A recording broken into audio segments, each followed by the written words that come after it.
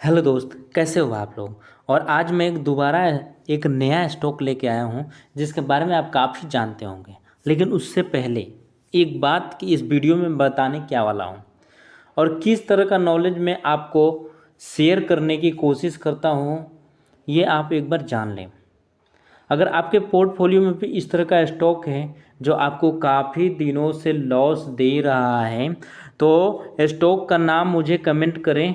उसमें मैं आपको बताऊंगा कि स्टॉक का सपोर्ट जोन कहाँ है और ये स्टॉक आने वाले दिन में ऊपर जाएगा कि नहीं जाएगा। अगर हमें निकलना है तो किस एरिया को प्राइस क्रॉस ओवर देगा तो हमें उसको सेल करना है या बाई करना है। अगर किसी स्टॉक को आप ख़रीदने के बारे में भी सोच रहे हैं ना, तो एक बार मुझे कमेंट कर दें। उसमें मैं आपको परफेक्ट बाइंग बता दूंगा कि हमारी बाइंग होनी कहाँ से चाहिए। और पोर्टफोलियो तब बनाई जाती है जब मार्केट में गिरावट होती है। पोर्टफोलियो उस टाइम बनाई जाती है, उस तरह के पोर्टफोलियो जल्दी लॉस नहीं देते हैं। अगर आपने अपना पोर्टफोलियो मार्केट जब हाई था उस टाइम बनाया है तो अभी आपको पता चल गया होगा कि पोर्टफोलियो हाई पे नहीं बनाई जाती है, क्योंकि वो आपके पोर्टफोलियो रेड ही होगा और लॉस आपको अच्छा खासा दिख रहा होगा। तो यही रीज़न है कि जब भी पोर्टफोलियो बनाने की बात की जाती है, बड़े इन्वेस्टमेंट बात की जाती है, तो मार्केट गिरता रहता है या गिरे हुए कंडीशन में रहता है, चारों तरफ हाहाकार रहती है, तब हमें पोर्टफोलियो का निर्माण करनी चाहिए। ये एकदम ध्यान से, आप नए हो या पुराने हो, अगर इस बात को जानते हो तो लाइक करो, नहीं जानते हो तो मैं आपको अपने वीडियो में इस तरह की नॉलेज बताता रहता हूँ।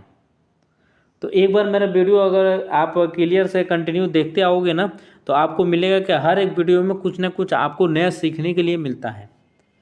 तो इसमें तो मैंने आपको बताया पोर्टफोलियो बनाने का, लेकिन ये कैसे पता चलेगा कि मार्केट में हाहाकार मच गई है, हर जगह सब कुछ रेड ही दिख रहा है। पहला कारण ये कि सारे स्टॉक लगभग से डाउन में दिखेंगे। रेड रेड की तरफ ज़्यादा दिखेगा और ग्रीन की तरफ कम दिखेगा। एक तरीका तो ये हुआ। दूसरा तरीका, सबसे आसान तरीका बता रहा हूँ। आप यूट्यूब पे जाओ और किसी भी न्यूज़ चैनल पे जाओ जो शेयर के रिलेटेड न्यूज़ बताते हैं। अगर वो बता रहे हैं कि मार्केट यहाँ से इतना % और गिरेगा और रोज़ बता रहे हैं, तो आप समझ जाना कि ये वही पोजीशन है, ये वही टाइम है जहाँ से हमें अपना पोर्टफोलियो बनानी चाहिए। एकदम आसान तरीका, आपको कुछ नहीं देखना है। आप सिर्फ न्यूज़ चैनल पर जाएं और न्यूज़ चैनल वाले अगर बोलने लगे कि मार्केट यहाँ से 2000 पॉइंट नीचे और दिख रहा है या अब मार्केट में ये होने वाला है, मार्केट और भी नीचे जाएगा, तो आप समझ लेना कि हमारा पोर्टफोलियो बनाने का काम चालू करना चाहिए। क्या पोर्टफोलियो में सारे पैसे एक बार लगाने चाहिए? जी नहीं। जैसे अभी मार्केट डाउन है, 7% डाउन है, हमें अपना पैसे के 40% इन्वेस्टमेंट इस गिरावट में कर देनी चाहिए।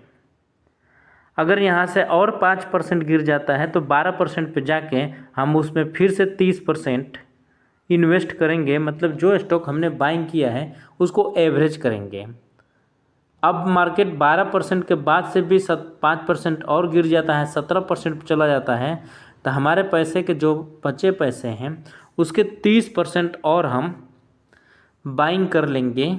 और ये वो टाइम होगा जहाँ से मार्केट चलेगा, और जब चलना चालू होगा तो आपके एक साल में पैसे 200% 300% हो जाएंगे। ये नॉर्मल सी बात है। तो ये आज का ये ज्ञान रहा।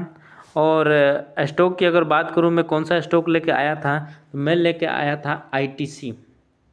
इसका प्रोडक्ट आप जानते हो कि ये प्रोडक्ट बनाती क्या है। और ITC की अगर मैं बात करूँ तो ये अपने लोगों को बहुत इंतज़ार कराया है, बहुत। एक टाइम था कि रिलायंस भी इसी तरह का इंतज़ार अपने शेयर होल्डर को कराया था।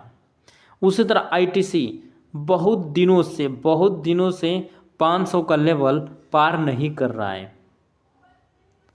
रिलायंस भी ऐसे ही किया था, लेकिन जब रिलायंस चलना चालू हुआ तो 500 के नीचे का रिलायंस कब 3000 पहुंच गया ये किसी को पता नहीं चला। बहुत लोग देखते रह गए कि ये इसका लाइफ टाइम हाई है, अब यहाँ से रिटर्न करेगा, लेकिन वो चलता गया। उसी तरह आईटीसी है। आईटीसी भी देखो, ये मंथली चार्ट लगाया हूँ, और मंथली चार्ट का ज़्यादातर उपयोग तब किया जाता है जब किसी स्टॉक का ट्रेंड देखा जाता है कि अप ट्रेंड में चल रहा है या डाउन ट्रेंड में चल रहा है या कि साइडवेज हो गया है। तो मंथली चार्ट का प्रयोग ट्रेंड देखने के लिए किया जाता है। और दूसरा, मंथली टाइम फ्रेम का प्रयोग सपोर्ट और रेजिस्टेंस मार्क करने के लिए भी किया जाता है। तो यहाँ पे मैंने सपोर्ट की मार्किंग की है। ये मार्किंग मैं लगभग 2 महीने 3 महीने पहले वीडियो बनाया था। तो ये रेजिस्टेंस लेवल के मार्किंग किया था कि ये ब्रेकआउट दिया है, ये इसका रेजिस्टेंस लेवल है। और अगर यहाँ से अगर बाइंग हमें सही चाहिए तो सबसे पहले ये इसके ऊपर जाएगा, दोबारा इसके ऊपर सपोर्ट लेने आएगा, वो हमारी बाइंग जो रहेगी। अब यहाँ से ऊपर जाएगा तो हमें बहुत पैसे देगा। मैं उस टाइम बताया था, आप वीडियो चैनल पर जाके देखोगे ना तो आपको उस तरह की बातें मिलेगी।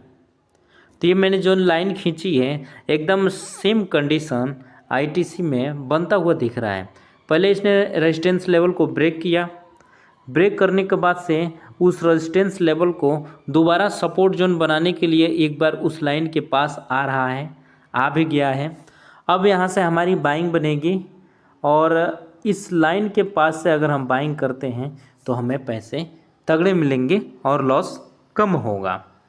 ये मंथली चार्ट का कमाल रहा। अब डेली चार्ट लगाते हैं कि डेली चार्ट पे क्या ये उस टाइम आया था या नहीं आया था। तो ये देखो डेली चार्ट पे ये एक बार लाइन के पास आ चुका है। अगर मैं मार्क करके देखूं तो ये आया था 470 रुपये पे, और 465 रुपये की लाइन की मार्किंग है। तो बहुत ही करीब आ चुका है, बहुत करीब आ चुका है। 465 की लाइन की मार्किंग, 465 की स्ट्रोक लाइन की मार्किंग है और 470 तक आ गया है। मतलब हमारे बाइंग जोन में आ गया है। यही सपोर्ट जोन है, इसका मेजर सपोर्ट जोन यही है। अगर ये मंथली चार्ट पे टूटता है तो हम इससे बाहर निकल जाएंगे। हमारी बाइंग जोन कहाँ रही? 465 रुपये हमारी बाइंग जोन है। एक बार आप ध्यान से सुन लेना। अब चलते हैं हम इसके फंडामेंटल की तरफ।